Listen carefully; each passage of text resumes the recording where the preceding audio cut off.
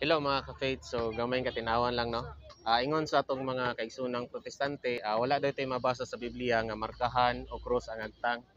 So mali ka na. So atong basahon dinhi sa Ezekiel kapitulo 9 versikulo 4 sa Kristohanong Katilingban Biblia. Agi sa tunga sa syudad sa Jerusalem og markahi sa krus ang agtang sa mga lalaki nga nanghupaw og agulo tungod sa tanang kangilad nga nahimo dinhi. So kaning version sa Biblia, katiligbanong Biblia, so gikan ni siya sa Duway Rims, ang pinakaunang translation sa English sa Biblia nga Latin Vulgate sa 1610. So unsay nakabutang dinhi sa Duway Rims, so atong basahon sa Ezekiel chapter 9 verse 4.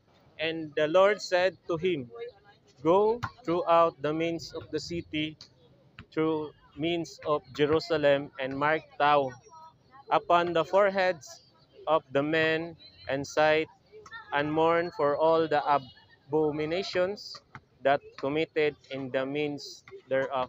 So giklaro ko dire unsa na ang mark tau sa baba. Ang mark tau is the last letter of alphabet of the Hebrews. So the ancient. So mao ni siya ang last letter sa alphabet sa Hebreo during the time of Ezekiel.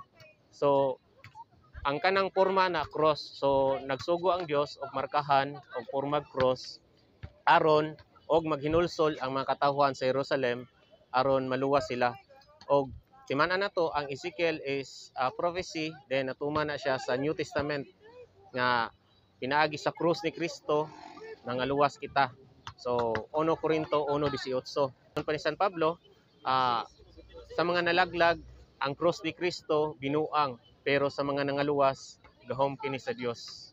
Og sa Galacia 6:14 ingon si San Pablo sa mga taga Galacia, apan ipasigarbo ko laman ang krus ni Kristo.